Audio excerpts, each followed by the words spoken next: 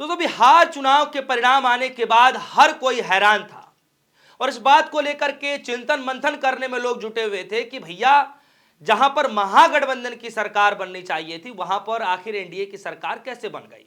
भाई तमाम राजनीतिक जानकार विश्लेषक और तमाम पार्टियों ने जब चिंतन मंथन किया तो एक दो नहीं कई सारी वजह निकल करके आई और यह बताया जा रहा है कि एक दो वजह से नहीं बाकायदा 8 कारणों से महागठबंधन को हार मिली और किस तरीके से एनडीए जीत गई। आज मैं इस बात पर खुलासा करने जा रहा हूं। दोस्तों एक दो कारण नहीं है। कल से आप सुन रहे होंगे तमाम मीडिया में कि कोई पत्रकार आके कह रहा है कि 10-10 हज़ार रुपए दे दिए, कोई आकर के ये कह रहा है कि एंड टाइम पे एसआईआर की वजह से जो है 65 लाख लोगों के नाम काट दिए गए। ये तो कारण है ही है, जी हां ये तो कारण है, लेकिन इसके अलावा भी 5-6 कारण और ऐसे हैं, यानी कुल मिलाकर के 8 ऐसे कारण हैं जो साफ तौर पर इशारा करते हैं कि अगर ये चीजें नहीं हुई होती तो महागठबंधन की सरकार बनने से कोई नहीं रोक सकता था। दरअसल दोस्तों ये 8 कारण मैं आपको एक एक तरीके से बारीकी से मैं आपको समझाने की कोशिश करूंगा, बताऊंगा और आप समझ जाएंगे कि सच में यही हुआ है बिहार के राजनीतिक के अंदर में। दोस्तों इस बात की जानकारी खुद कांग्रेस पार्टी ने दी है और बाकायदा बताया है कि 8 कारणों से उनको लग रहा है कि महागठबंधन की हार हुई है और किस तरीके से घालमेल किया गया है ये आप सभी के सामने में रखने जा रहा हूं। सबसे पहला कारण दोस्तों आप सभी के डिस्प्ले स्क्रीन पर देखिए। सबसे पहला कारण है दोस्तों प्रधानमंत्री मोदी जी और अमित शाह जी के इशारे पर चुनाव आयोग ने एसआईआर में लगभग 59 लाख लोगों के नाम काट दिए और यह आरोप लगाया जा रहा है दोस्तों, पहला आरोप यह लगाया जा रहा है कि जिन लोगों के नाम काटे गए वो ज्यादातर जो वोटर हैं दोस्तों वो विपक्ष के थे और बाहर उनको कर दिया गया सिर्फ टारगेट करके। दोस्तों पहला बड़ा कारण यह बताया जा रहा है और जरा देखिए कि बाकायदा इस पर न्यूज भी चलाई गई थी कि स्टार्टिंग में तो सिर्फ 62 लाख बताया जा रहा था, कभी 65 लाख बताया जा रहा था, लेकिन जब खुद चुनाव आयोग ने इस पर पुष्टि करी तो पता चला 69 लाख लोगों के नाम काट दिए गए दोस्तों। और इसमें भी हैरानी करने वाली बात यह है दोस्तों कि 21 लाख नए नाम जोड़े गए। सबसे पहला कारण दोस्तों यहां पर आ रहा है, 59 लाख लोगों के नाम काट दिए गए और 21 लाख नए लोगों के नाम जोड़ दिए गए। यह डेटा सबसे ज्यादा लोगों को मतलब आश्चर्यचकित कर रहा है कि यह कैसे संभव हो पाया और इसीलिए आरोप लगाया जा रहा है कि जितने भी नाम काटे गए सबसे ज्यादा विपक्षी पार्टियों के वोटरों को काटा गया, टारगेट करके काटा गया। दूसरा दोस्तों जो इसमें निकल कर क्या रहा है, दूसरा है कि किस तरीके से भारतीय जनता पार्टी के कार्यकर्ता एक जगह नहीं, दो जगह नहीं, बल्कि 3-3 जगहों पर जाकर के वोट डाल रहे हैं। एग्जाम्पल के तौर पर समझिए कि कोई कार्यकर्ता इनका हरियाणा चुनाव में वोट डाल रहा है तो वो दिल्ली के विधानसभा में भी वोट डाल रहा है, दिल्ली के विधानसभा के साथ ही साथ जब बिहार विधानसभा आता है तो बिहार विधानसभा में भी वोट डाल दे रहा है। यानी एक कार्यकर्ता, कई सारे लोग ऐसे पकड़े गए जिस पर आरोप लगाएगा। बाकायदा कांग्रेस पार्टी ने ट्वीट करते हुए जानकारी दी कि एक कार्यकर्ता 3-3 विधानसभा में वोट डाल रहे हैं। राहुल गांधी ने भी इसका मुद्दा बनाया था बिहार के विधानसभा चुनाव में जब जनसभा कर रहे थे। कल पता लगा कि बिहार में बीजेपी के नेताओं ने वोट किया और पहले दिल्ली में भी उन्होंने वोट किया। बीजेपी के लोगों को 2 वोट, 4 वोट, 10 वोट, हरियाणा में लाखों वोट काट दिए। किसके काटे?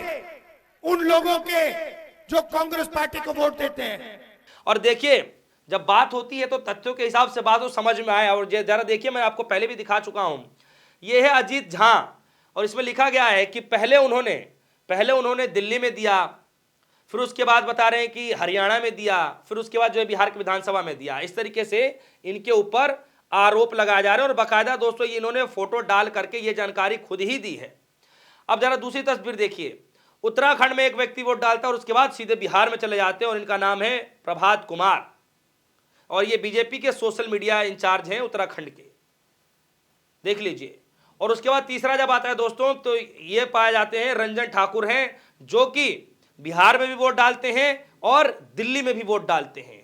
एक और एग्जाम्पल निकल के आया दोस्तों, ये है उदय कुमार जो कि बिहार में भी वोट डालते हैं और साथ ही साथ कर्नाटका में भी वोट डालते हैं। ये खबरें बार बार दोस्तों निकल करके आ रही थी और बार बार ये कहा जा रहा था कि बीजेपी के नेता ऐसे ऐसे कर रहे हैं और राहुल गांधी ने बाकायदा खुलासा भी किया था। तो दूसरा सबसे बड़ा कारण दोस्तों ये है। अब आते हैं तीसरे बड़े कारण पर।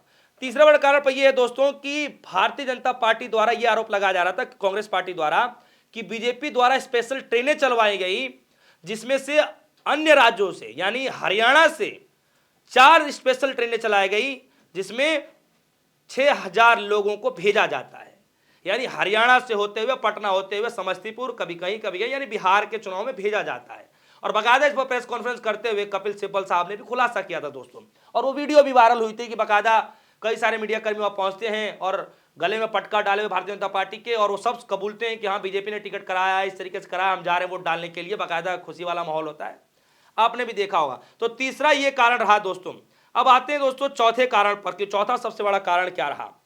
चौथा सबसे बड़ा कारण यह रहा दोस्तों कि खुद जब चुनाव आयोग घोषणा पत्र जारी करता है कि 6 अक्टूबर को प्रदेश में लगभग 7.42 करोड़ यानी 7 करोड़ 42 लाख वोटर हैं, और वही दोस्तों 11 नवंबर को जिस दिन वोट होती है उस दिन जो है दोस्तों 11 नवंबर को बढ़ करके यानी 7 करोड़ 45 लाख हो जाता है, यानी कि 3 लाख वोटर बढ़ जाते हैं।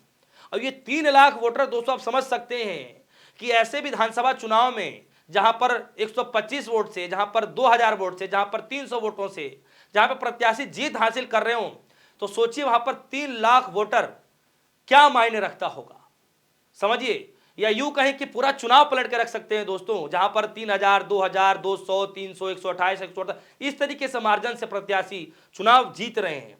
सोचिए उस प्रदेश में 3 लाख वोटर अचानक एकाएक बढ़ जाए, वो भी चुनाव आयोग के दिए गए आंकड़े में, तो सोचिए गंभीर मसला नहीं है तो क्या है। चौथा आंकड़ा दोस्तों, चौथा आ रहा है कि बिहार के फाइनल वोटर लिस्ट में करीब ये बताया गया कि द रिपोर्टर्स के हिसाब से, द रिपोर्टर कलेक्टिव न्यूज है उसके हिसाब से ये आंकड़ा पेश किया गया कि लगभग 1.32 करोड़ ज्यादा वोटर, जो उससे भी ज्यादा जो वोटर वो संदिग्ध हैं। 1.32 यानी 1 करोड़ 32 लाख जो वोटर है वो संदिग्ध हैं।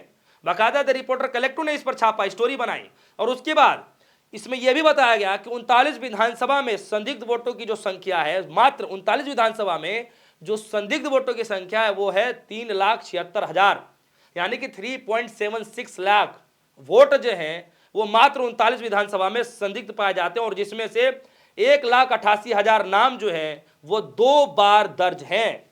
बताइए, ये दोस्तों पांचवा कमी है जिसकी वजह से एनडीए को वहां पर अच्छा खासा बहुमत मिलता दिखाई दिया। और दूसरा सबसे बड़ी बात है दोस्तों, जो मैं आपको छठवां पॉइंट बताने जा रहा हूं। छठवां पॉइंट ये है दोस्तों कि इलेक्शन कमीशन के पास एक ऐसा सॉफ्टवेयर है जिससे डुप्लीकेट जो नाम है उसको विद इन सेकेंडों में बाहर किया जा सकता है। लेकिन बिहार के अंदर जो एसआईआर की प्रक्रिया होती है उसमें उस सॉफ्टवेयर का इस्तेमाल ही नहीं किया जाता है। बाकायदा द रिपोर्टर कलेक्टिव ने इस पर रिपोर्ट बनाई थी, और देखिए इसमें लिखा गया है, CI skipped its fraud busting software flooding Bihar voter rolls with lakhs of suspected duplicates. जी हां, यह बताया जा रहा है कि बिहार में एसआईआर के दौरान चुनाव आयोग ने वोटर लिस्ट में डुप्लीकेट एंट्री पकड़ने वाले सॉफ्टवेयर का इस्तेमाल ही नहीं किया। नतीजा यह हुआ कि बिहार में वोटर लिस्ट में करीब 14,35,000 फर्जी वोटर जुड़ गए। ये द रिपोर्टर कलेक्टिव ने रिपोर्ट बनाई थी उस वक्त दोस्तों, चुनाव होने से पहले की बात है, जब ये फाइनल वोटर लिस्ट आई थी एसआईआर की प्रक्रिया कंप्लीट होने के बाद, तब भी इसको गंभीरता से नहीं लिया गया दोस्तों। इसमें अब 7वें पे आ जाते हैं। आपने साफ तौर पर तस्वीरें देखी होंगी, जो एनडीए की सांसद संभवी हैं जो मतदान करती हैं, और देखा जा सकता है कि दोनों फिंगर में वो स्याही लगी हुई मिलती है दोस्तों, जो हर एक वोटर को एक ही बार मौका मिलता है, वो भी एक फिंगर में। इनको दोनों फिंगर में लगे मिल जाते हैं दोस्तों, और दोनों ही गलती से वो दिखा देती हैं। ये भी 7वां और बड़ा कारण रहा दोस्तों। और 8वां सबसे बड़ा कारण यहां पे ये रहा कि चुनाव के बीचों बीच, चुनाव से एक दिन पहले प्रधानमंत्री मोदी जी और नीतीश कुमार जी के प्रोग्राम की वजह से कह लीजिए या योजना की वजह से कह लीजिए, 10-10 हजार रुपए महिलाओं के खाते में डाले गए दोस्तों। महिलाओं के खाते में 10-10 हजार रुपए जो डाले गए ना, इसको लेकर तो बड़े टीवी के पत्रकार भी पोल पट्टी खोलने लगे हैं कि किस तरीके से एंड वक्त पर 10-10 हजार रुपए जो दिया गया दोस्तों। सबसे बड़ा कारण यही रहा कि एक महिला को जब मिलता है 10,000 रुपए, तो 4 महिलाओं में जाकर के बोल देती है कि भैया आप सभी को भी मिलेगा। यानी एक महिला, सोचिए 4 महिलाओं को प्रभावित कर रही हैं कि आप लोगों को मिलेगा, तो सोचिए कि महिलाओं का वोट किधर जाएगा। तो दोस्तों ये किस तरीके का निष्पक्ष चुनाव है, ये तो चुनाव आयोग ही बताएगा। दोस्तों ये गंभीर आरोप, जो ये 8 कारण है, ये कांग्रेस पार्टी ने शेयर किया है, और इसमें से सच में मुझे जहां तक लगता है कि देश का हर एक नागरिक, जो राजनीतिक जानकार हैं, जो राजनीति को समझते बड़े करीबी से, वो सब इस बात पर सहमति जताते हुए नजर आ जाएंगे कि हाँ, ये सच में बड़े कारण हैं जो 8 कांग्रेस पार्टी ने बताए हैं। सिर्फ 10-10 हजार वाला ही नहीं, एसआईआर की प्रक्रिया भी है, सॉफ्टवेयर का इस्तेमाल भी है जो नहीं किया जाता है, इसमें डुप्लीकेट वोटर को हटाया जा सकता है। कई सारे कारण ऐसे निकले हैं दोस्तों, जिनका पुरजोर तरीके से विरोध किया जाना चाहिए था, नहीं हो पाया है। लेकिन दोस्तों एक सवाल विपक्षी पार्टियों से भी है कि साफ बिल के अंदर जाने के बाद खाली डंडा धरती पर पीटने से कुछ मिलता नहीं है। आपको तब निर्णय लेना चाहिए था जब आप चुनाव के लिए मैदान में उतर रहे थे। उस वक्त आप या चुनाव लड़ने से मना कर देते, या फिर आप कह देते कि भैया जब तक ये पूरी प्रक्रिया पारदर्शिता तरीके से नहीं हो जाएगी, हम चुनाव नहीं लड़ेंगे। हालांकि कई बड़े लोग जो राजनीतिक जानकार है, ये भी इस तरीके की सलाह दे रहे हैं। दोस्तों ये जो 8 तरीके मैंने बताए हैं कि इस 8 तरीके से एनडीए को जीत मिली है, महागठबंधन की करारी हार हुई है, क्या सच में ऐसा आपको भी लगता है?